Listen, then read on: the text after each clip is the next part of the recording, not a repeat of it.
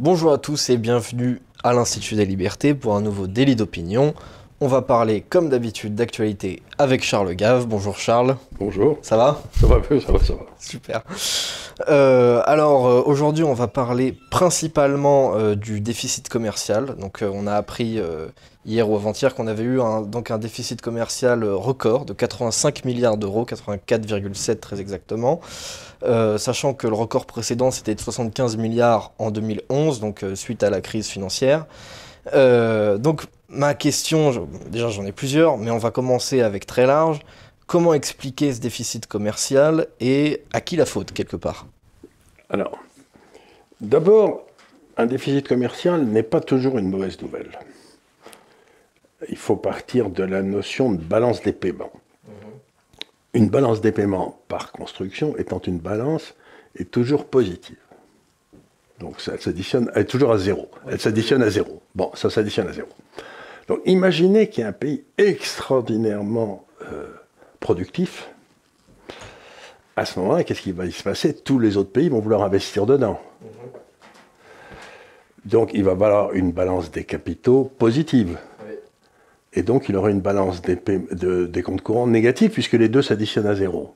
Vous voyez, balance des capitaux plus balance des comptes courants égale zéro. D'accord.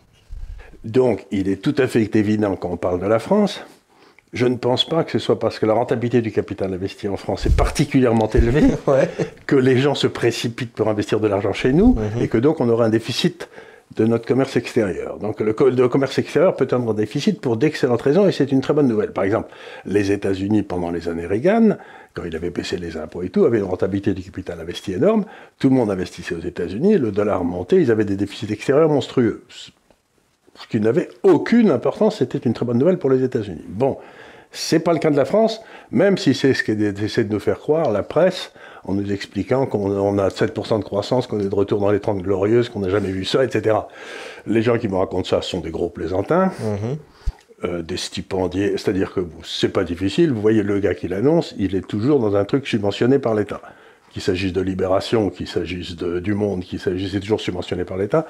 Donc la validité que vous accordez à ces analyses est exactement égale à zéro. Venez sur l'Institut des Libertés, on vous expliquera pas ce qu'il faut penser, mais la vérité. Pas la vérité, mais enfin, les chiffres, ce qui est dans la réalité. Donc, la France a un déficit extérieur parce qu'elle n'est pas compétitive. C'est l'autre explication. Et donc, d'où viennent des capitaux? Quand même, puisqu'on a un déficit extérieur, on a bien des capitaux qui rentrent pour nous amener à zéro. Bah oui. Eh bien, ils viennent de la BCE, ils sont imprimés. Donc, dans le temps, ce qu'on aurait fait, c'est qu'on aurait ratatiné le taux de change, et puis les fonctionnaires français qui sont trop nombreux auraient été payés en monnaie de singe, ce qui aurait payé aux entrepreneurs de gagner de l'argent en vendant leurs produits à l'étranger. Mais là, on continue à payer les fonctionnaires trop nombreux en Deutschmark, et à foutre en l'air les entreprises françaises avec des coûts absolument invraisemblables. Donc on est en déficit simplement parce qu'on est géré par des guignols et qui comprennent rien et qui se débrouillent pour que tout le secteur productif soit foutu en faillite et de façon à avoir de plus en plus de fonctionnaires. On le voit très bien dans les hôpitaux par exemple, où le but c'est quand même d'embaucher de plus en plus d'administratifs pour avoir de moins en moins de médecins et de moins en moins de malades. Le but de l'hôpital final, c'est d'avoir que des administratifs et ni médecins ni malades. Et ben, c'est ce qu'on fait dans le commerce extérieur. C'est pour ça qu'on a un déficit extérieur. D'accord. Et alors j'ai vu que du coup cette balance commerciale était de 20 milliards en moins que sur l'année précédente, 2020. Et j'ai vu que la facture énergétique, donc en 2020, elle était à 25 milliards, et aujourd'hui en 2021, elle était à 43, donc ça explique presque à elle seule toute...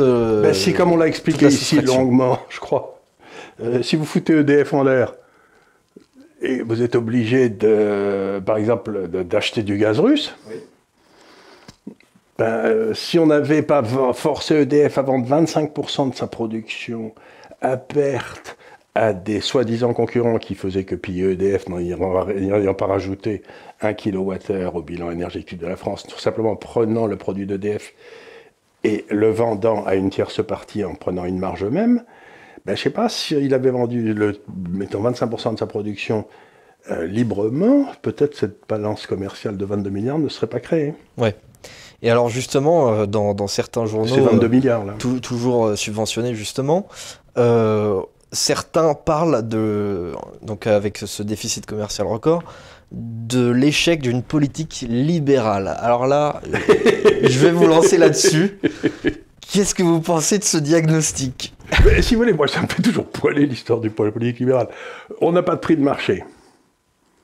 EDF n'est pas libre de faire ce qu'elle veut de son chiffre d'affaires, de ses profits. C'est le gouvernement qui décide. 88% du capital est détenu. Il n'y a pas de prix de taux de change, il n'y a pas de prix de taux d'intérêt. On a embauché, si vous voulez, le poids de l'État dans l'économie est passé de 50% au moment de Sarkozy.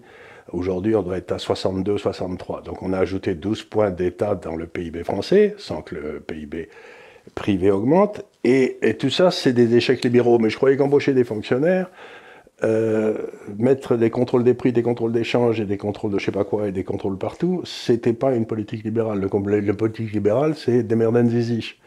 Vous êtes responsable de votre production, et si vous faites faillite, c'est bien triste mon pauvre monsieur, mais c'est pas notre problème. Donc on est dans une politique d'Union soviétique. Et les corneaux du monde de libération, etc., m'expliquent que c'est l'échec d'une politique libérale. Qu'est-ce que vous voulez que je vous dise, moi? C'est comme disait ce bon Confucius, il avait une phrase, il disait « Quand les mots changent de sens, les royaumes deviennent ingouvernables. » Si ces crétins-là pensent que ceci est une politique libérale, ben la France est ingouvernable, elle est foutue. Ouais, je pense que c'est un petit peu le cas quand même, ouais. Et d'ailleurs, en plus, je crois que c'était dans le même article, il me semble, de France Info. Ça, c'est les meilleurs, ça. J'ai halluciné parce qu'ils parlent donc en même temps de l'échec d'une politique libérale et en même temps, à la fin, ils disent que on pourrait régler ça en partie, par exemple, en baissant les impôts de production. Alors, il faut savoir, ça c'est un truc magnifique, c'est qu'en France, je crois que la France doit être le pays en Europe qui a les impôts de production le plus élevés. C'est-à-dire que vos gars bossent ou qu'ils gossent pas, vous leur collez des impôts. Moi, quand j'ai créé une société qui travaille dans l'intelligence artificielle il y a quelques années ici, j'avais pas trouvé le premier client que déjà, je recevais des trucs à payer sur les gars qui bossaient dans la société, quoi. Donc, si vous voulez, un bon ingénieur qui me coûterait, je sais pas, je vais dire des chiffres au hasard, mais je sais pas, qui touche 35 ou 40 000 euros, allez, bon. Lui, sur sa feuille de paie, il va me coûter 80 000. Mmh. Et sur les 40 000 qu'il va toucher, il va payer des impôts. Oui, aussi, oui. 7 ou 8 000, je sais pas combien. Et puis après avoir payé ses impôts, il va payer 20% de TVA sur tout ce qu'il achète. Ouais. Donc grosso modo, il me coûte 80 000 et il a du pot s'il touche 20 000. Ouais. In fine. Donc je me dis, mais et où vont les 60 000 là? Vous pouvez expliquer ce que vous avez fait du pognon? Parce que c'est moi qui les ai créés quand même. Hein. Enfin, c'est l'entrepreneur qui les a créés. Et lui. Donc, je ne comprends même pas la légitimité d'un impôt sur la production. L'impôt n'existe que s'il se porte sur la valeur ajoutée. Si je ne crée pas de valeur ajoutée, je ne devrais pas payer d'impôt. C'est du n'importe quoi. Mais en fait, comme on est géré par des crétins marxistes, que ce soit en France, en Union soviétique ou partout, le résultat est toujours le même. C'est la ruine tout le temps. Ouais. Donc arrêtez de m'expliquer que ces gens-là et que c'est libéral. Ce sont des crétins marxistes. C'est comment il s'appelle, l'imbécile qui avait écrit le Capital au XXIe siècle, je ne sais plus comment il s'appelait. C'est pas Piketty Piketty, voilà, quand vous prenez vos conseils chez Piketty, vous terminez ruiné, il n'y a pas d'autre solution. Si vous voulez, on est dans un niveau d'imbécilité en France, économique, scientifique. Je sors de chez mon médecin, qui est un grand professeur cardiologie, parce que j'ai eu un problème qui, grâce à Dieu, il a réglé. Eh bien, il me disait que le niveau de la médecine était en train de s'écrouler en France. Vous parlez à un économiste, il vous dit que tout s'écroule en France. Vous parlez à un professeur, il vous dit que tout s'écroule en France. Mais c'est ce qui s'est passé en Union soviétique quand on avait des crétins au pouvoir. Eh bien, on les a en France. Quand est-ce que les gens vont comprendre que tous ces gars qui les conseillent sont des crétins? Alors, ce qu'on remarque, c'est que plus, justement, ce qui faisait la force du régime s'écroule, plus il s'écroule sur lui-même, plus il essaye de se renforcer par des moyens autoritaires pour se maintenir. C'est un petit peu comme en Union soviétique, vous êtes jeune, mais on foutait ce qu'on appelait les réfusniks, on les mettait dans des asiles psychiatriques et on leur filait des piqûres de Valium pour qu'ils foutent la paix à tout le monde, quoi. Je crains l'ouverture de l'asile bientôt pour moi, et avec la piqûre de Valium tous les matins pour me faire tenir tranquille, quoi. Ouais. Ça va m'arriver. Je n'aurai que ce que je mérite. Ouais, je pense que ça peut m'arriver à moi aussi. En plus, j'ai plus de temps que vous pour le voir arriver, donc vous me rassurez pas. Hein. Mais c'est la logique normale, c'est l'Union soviétique, ça se termine toujours avec des camps de concentration et les journalistes dans les miradors en train de tirer sur les gars qui essayent de sortir, quoi. Ouais. Bah oui, on va essayer peut-être d'en sortir avant, parce que sinon ça va pas être très drôle, quoi.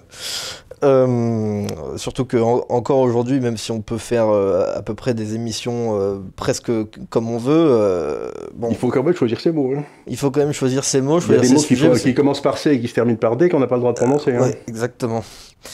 Et alors, justement, il y a une dimension peut-être qu'on oublie parfois dans ce truc toujours de la balance commerciale.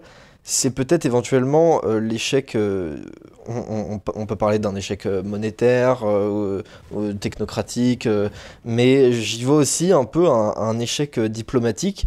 Parce que par exemple, si dans les comptes qu'on a de balance commerciale, si on augmentait nos relations par exemple avec le Royaume-Uni, eh ben, ça pourrait combler un petit peu les trous. On a plutôt une bonne balance commerciale avec le Royaume-Uni. Depuis toujours. Comme depuis toujours. Grâce à Dieu, les Anglais boivent. Et voilà, c'est ça. Il n'y aurait pas de Bordeaux s'il n'y avait pas les Anglais. Hein. Sauf que Macron fait plus, je trouve, de la politique que de la diplomatie, dans le sens où il sélectionne ses partenaires un peu en fonction de s'ils sont d'accord avec lui. Donc il a évidemment des bonnes relations avec des gens comme Trudeau ou comme Merkel, parce que ils sont un petit peu dans la grâce à Dieu. Bon, elle est partie maintenant.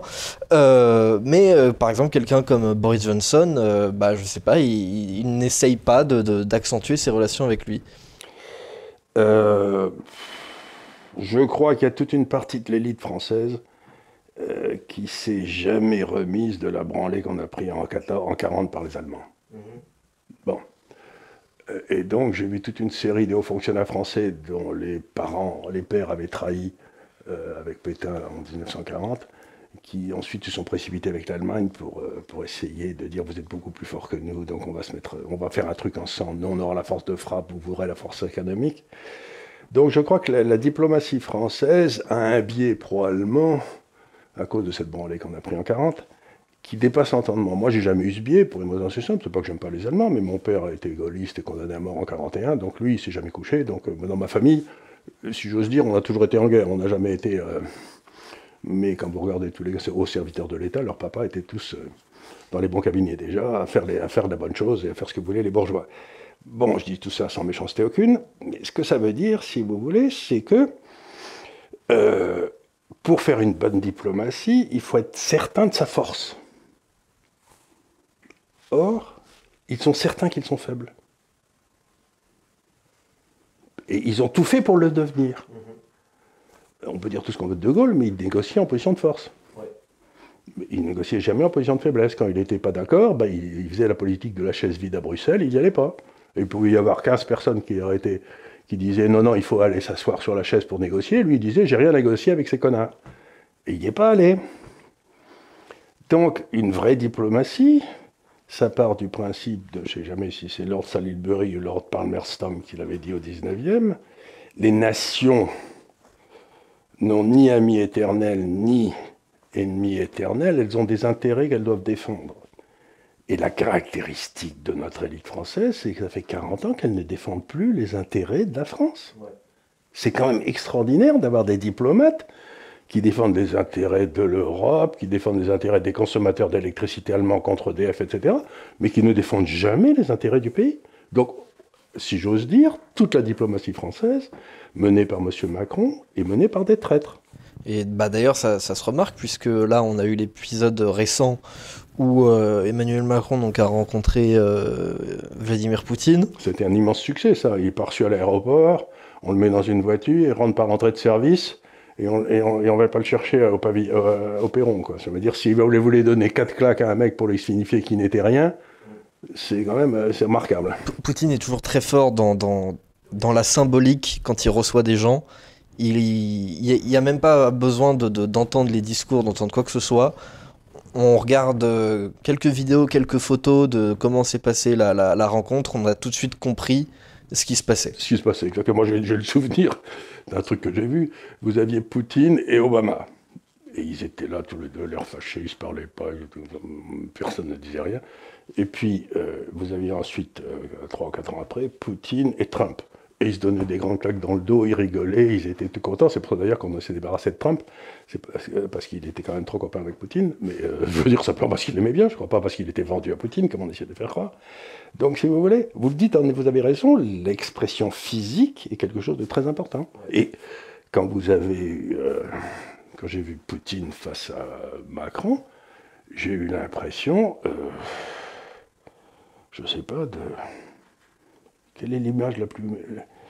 Je ne sais pas, j'imagine d'un émissaire français en 1815, après le retour de Napoléon, aller négocier au conflit de Vienne, et, au congrès de Vienne, vous voyez, un type...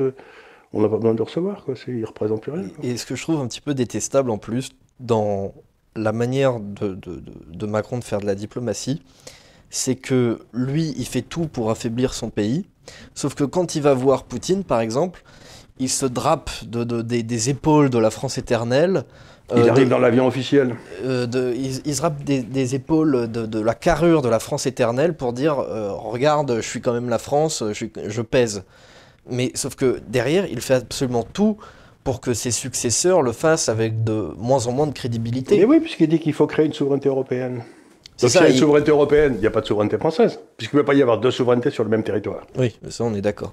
Et donc à partir du moment où il dit qu'il y a une souveraineté européenne, il dit qu'il n'y a pas de souveraineté française, et au nom de quoi va-t-il le négocier au nom de la France?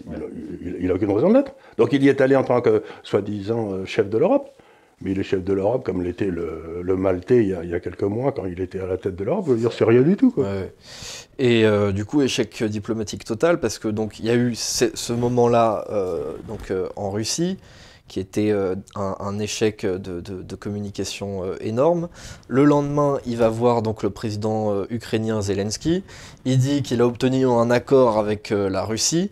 Qui est dénoncé dans l'après-midi même. Qui est dénoncé dans l'après-midi même. Donc en fait, ça n'a servi strictement à rien, à part si, se faire humilier. Ça a coûté de l'essence à l'avion présidentiel. C'est ça. Et il aurait pu prendre des avions de ligne. Ça a coûté de l'essence et de la dignité à la République française. Et en plus de ça, même quand il dit à Zelensky qu'il a eu un accord avec Poutine pour le laisser relativement tranquille éventuellement, Zelensky lui fait remarquer que quand même apparemment il a passé un beau moment avec Poutine. Donc on se prend des claques des deux côtés, quoi. Il y a personne qui veut de nous, ni la Russie, ni l'Ukraine. Vous allez négocier, parce qu'il faut savoir, remontons un petit peu en arrière pour parler de l'Ukraine, ce qui est un truc important. Qu'est-ce qui s'est passé? C'est qu'il y a eu des débuts de guerre civile, il y a eu un coup d'État en Ukraine, organisé par la CIA pour se débarrasser d'un président qui était pro-russe. Ouais. Bon, après ça, on a organisé des élections bidons, il y a des gars qui ont été élus soi-disant, mais enfin bon. Vous avez toute la partie russophone et pro-russe de l'Ukraine, le Donbass, qui a décidé de faire sécession, ou du moins de réclamer une autonomie, une indépendance. Ils ont commencé à avoir une guerre civile.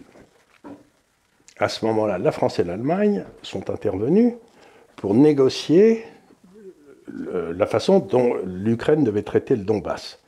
Et la France et l'Allemagne ont garanti cet accord que les Russes et les Ukrainiens ont signé, qui prévoit qu'on va vers une structure fédérale en Ukraine, c'est-à-dire à la place d'avoir un État centralisé, le Donbass aura son autonomie, il y a un autre parti qui aura son autonomie, puis il y aura le parti ukrainien qui aura son autonomie, et que chacun gérera ses affaires, ça fera une espèce de Suisse, allez, voyez, donc bon.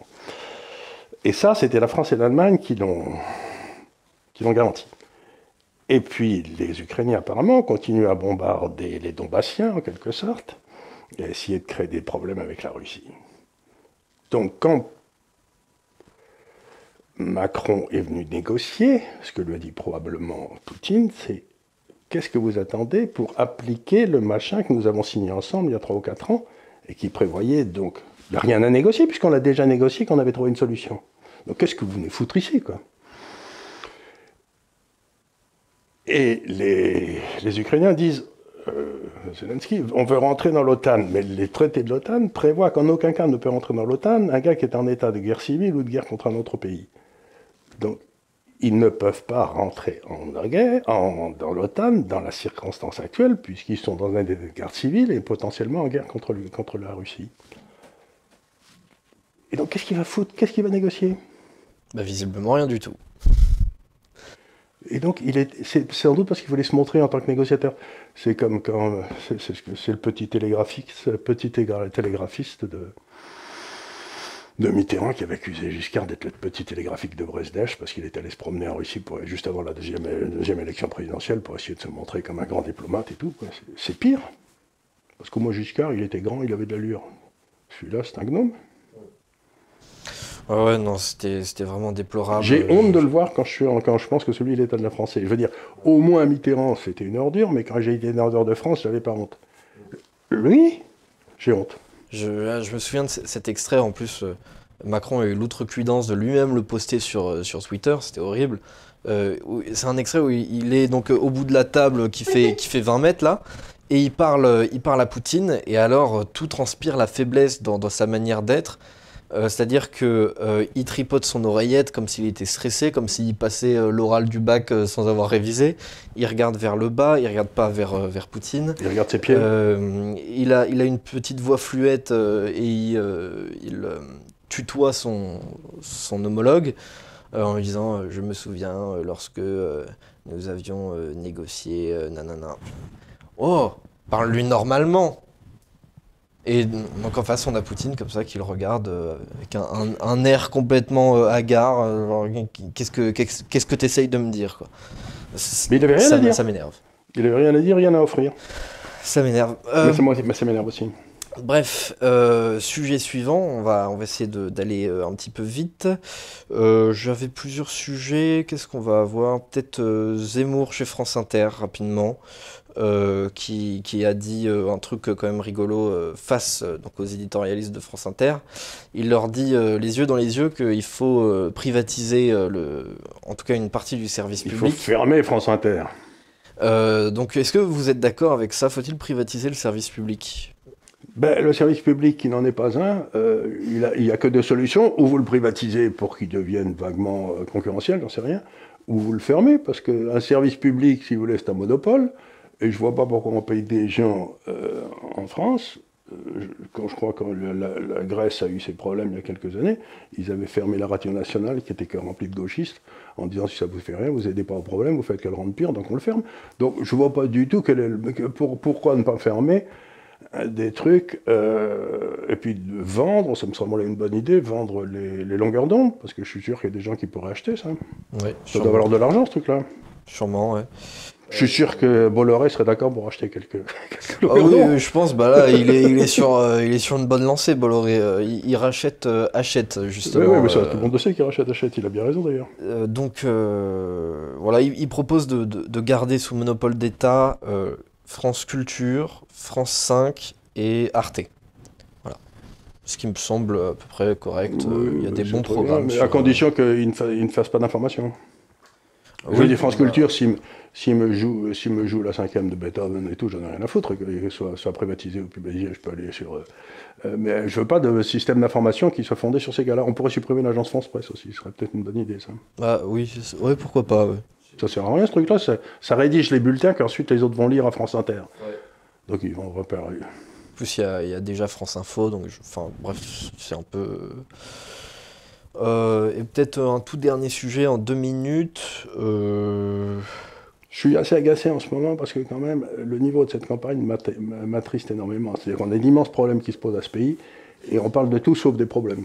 Ça me laisse complètement rêveur. Effectivement, je sais pas, peut-être que ça va arriver, mais justement, cette question-là du déficit commercial, je veux dire, ça devrait être sur toutes les bouches, ça devrait faire un tiers ou la moitié des débats en ce moment, je pense. C'est quand même. Et les gens me disent, il faut réindustrialiser la France, certes, mais si la rentabilité du capital investi est 50% en France de ce qu'elle est en Suisse, si vous voulez faire une usine, vous allez la mettre en Suisse, vous n'allez pas la mettre en France. Il ne faut pas être complètement crétin.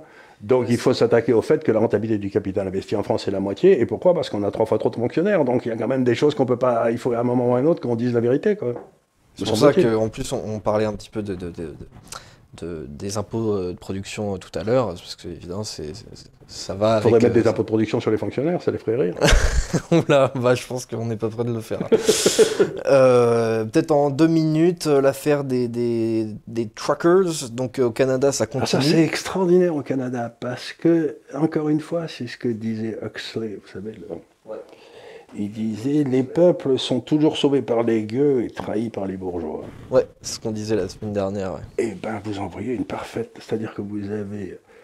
Mon fils donc vit au Canada, il me disait que le Manitoba, c'est assez grand, c'est un État canadien qui est plat comme la main, et puis il y avait des camions qui allaient d'un bout du Canada à l'autre pour aller là où il y a l'Ontario, là, je veux dire, là où il y a Ottawa. Ottawa, et donc il y avait l'État, il y avait des camions à touche-touche quasiment pendant je sais pas, 1000 km, quoi, c'était effrayant. Et il me disait, c'était tous des braves gens, et ce qu'on ne dit jamais, c'est qu'il y a 20 à 25% de ces gars qui sont d'origine, souvent, ce qu'on appelle les peuples primitifs, c'est-à-dire les anciens Indiens, quand même. Ouais. Et qu'ils n'ont pas du tout envie de vacciner, parce qu'ils n'y croient pas du tout, on les a vaccinés, ça leur a filé des saloperies dans le temps. Donc, pour moi, c'est une expression magnifique, un peu comme les Gilets jaunes ont été en France, de monter du peuple pour défendre les libertés. J'en arrive à la conclusion que le peuple aime la liberté beaucoup plus que les élites. Oui. Ouais. Mais beaucoup plus. C'est-à-dire que ceux qui défendent toujours la liberté, c'est Rouletabille sur les barricades. Mais c'est pas... parfois les étudiants... J'en suis convaincu aussi. Je pense que c'est peut-être la partie de la population qui est la moins domestiquée. Voilà. La moins domestiquée. C'est exactement ça. Je pense que sur les parties plus... Comment dire, plus aisés de la population, on leur dit tiens, t'inquiète pas, va boire ton verre en terrasse après avoir pris tes 12 doses, va regarder Netflix, tout se passe bien. Calme-toi, tout va bien, on s'occupe de toi. On ne bouge pas, on va s'occuper de toi, t'inquiète pas. Tandis qu'un chauffeur de poids lourd donne rarement l'image d'un animal domestiqué. C'est ça. Celui qui n'a pas les moyens... Il peut sortir avec une manivelle, là, et créer quelques désordres. C'est ça, celui qui a ni le temps ni les moyens de jouer à la PlayStation et de regarder Netflix, il a plus le temps pour sortir dehors, il a peut-être plus de temps et d'énergie pour sortir dehors et se dire... Mais surtout, il est libre dans son camion est à lui, ce qui n'est pas le cas en France. Ouais. Le camion est à lui, donc il est son propre maître, et il va où il veut, il prend ce qu'il veut, et allez vous faire cuire un œuf, quoi. Ouais. Donc moi, encore une fois, je trouve que le peuple est admirable. Ouais. Ouais. Et d'ailleurs, du coup, la semaine dernière, on se posait la question, est-ce que ça va contaminer un peu d'autres pays? Et donc apparemment, il y en a qui s'organisent en France pour le faire. On va essayer de les interdire. Donc, ah oui, ça c'est sûr, pareil... Mais si on les interdit, ils vont s'exciter encore plus. Oui, justement, la préfecture de Paris a déjà dit que non, c'était interdit de stationner en plein dans la rue, donc qu'il allait y avoir plein d'amendes partout, donc on ne sait pas si ça va marcher. En tout cas, à Ottawa, ils ont bravé... il fait moins 20, hein. Dès que... Et il fait moins 20 à Ottawa, ça caille dehors. Hein. Et justement, ça pose une question, parce que du coup, ils sont obligés de se chauffer et de s'organiser grâce justement à leur moteur, et donc avec de l'essence. Et donc, ils voulaient faire un truc malin... à la mairie d'Ottawa, mais qui n'a pas du tout marché, c'est confisquer tous les bidons d'essence à l'entrée de la ville. Et du coup, en réaction à ça, tout le monde est allé acheter des bidons d'essence, et vu que tout le monde le fait, ils ne peuvent pas l'interdire dans les faits. Et ils peuvent pas, et ensuite, j'imagine, toutes les populations d'Ottawa arrivent avec ces bidons pour le donner au mec qui n'a pas de quoi de l'acheter, qui est le propriétaire du poids lourd. Exactement. Moi, je trouve ça au poil. Ouais. C'est beau comme image, donc je ne sais pas si on va voir la même chose en France. À mon avis, ça va être plus compliqué. Peut-être ailleurs en Europe, je ne sais pas. On va peut-être avoir les camionneurs roumains qui vont manifester en France. Oui, peut-être. Ça va être ça. Ce serait bien. Ce serait rigolo. Donc voilà, on espère que évidemment ça va déboucher sur quelque chose, ce qui serait bon signe. En tout cas, en réaction directe à l'appel à la manifestation sur le gros groupe Facebook des camionneurs, le porte-parole du gouvernement, Gabriel Attal, a dit que probablement il lèverait le pass fin mars, début avril. Donc évidemment, on va en parler jusqu'à 2 semaines avant l'élection. Du coup, on va parler le plus possible de ça et pas du reste. Et puis à la fin, au final, ce sera même plus une question de la présidentielle, puisque ce sera déjà levé. D'ailleurs, il a dit lever, il n'a pas dit supprimer, sous-entendu, on le lève, on le remet dès que vous êtes un petit peu assoupi. Non, mais les chauffeurs de poids lourds peuvent en tout cas être certains d'une chose, ils ont raison de faire confiance à M. Attal. À mon avis, voilà un homme dont la parole Ah oui, oui, bah, comme tout le gouvernement d'ailleurs. Hein. Oh, ils sont honnêtes quand même. Voilà, c'est des gens qui veulent notre bien, tout va bien, vous faites pas de soucis les gars. J'ai pas eu d'exemple de fois où ils nous ont menti ouvertement. Quoi. Non, moi non plus. Ils ont changé d'avis, mais ça c'est permis. Voilà. Donc bah, on va conclure cette émission là-dessus. Faites confiance au gouvernement. Faites confiance au gouvernement, ce qui va surprendre les auditeurs. tout se passe bien, ne vous inquiétez pas, tout va bien se passer, comme dirait d'ailleurs Darmanin. Donc je vous remercie évidemment d'avoir été attentif. Mettez votre avis, votre commentaire dans la section commentaires. N'oubliez pas de mettre un pouce bleu, de vous abonner à la chaîne. Et allez voir une nouvelle production des gens qui travaillent dans cette maison ici, qui s'appelle Le Nouveau Journal, dans lequel on essaie de vous donner les informations qui comptent de façon amusante, etc. Vous tapez Le Nouveau Journal sur votre ordinateur dans le moteur de recherche, vous arrivez dessus, et surtout vous nous dites ce que vous en pensez et comment on pourrait améliorer la bête, hein, parce que c'est important. Et ça, c'est une opération commerciale, c'est-à-dire que on y a mis de l'argent et on risque de le perdre. Donc il ne faut pas déconner les gars, il faut nous aider. Hein. Tout à fait. Allez sur le Nouveau Journal, ça répertorie pas mal d'articles de presse qui peuvent intéresser, je pense, l'audimat de l'Institut de Liberté. Et je vous dis du coup à la semaine prochaine. Ben merci.